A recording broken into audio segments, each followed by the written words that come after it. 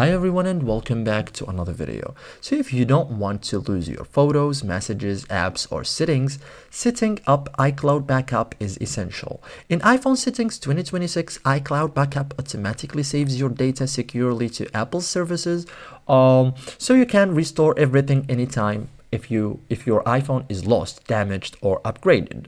In this guide I will show you step by step how to set up iCloud backup on your iPhone in 2026 like a pro. Okay, so first thing first, go to settings. Okay, tap your name or Apple ID. This is where all iCloud and account settings are managed.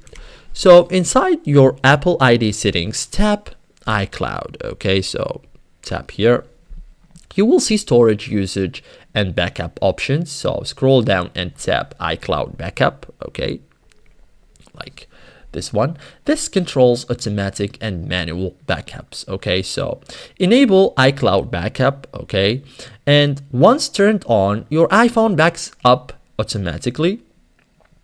Backups happen when iPhone is locked, connected to Wi-Fi, or even blocked into power. Okay, so start a manual backup. This is recommended too. So to backup immediately, tap backup now.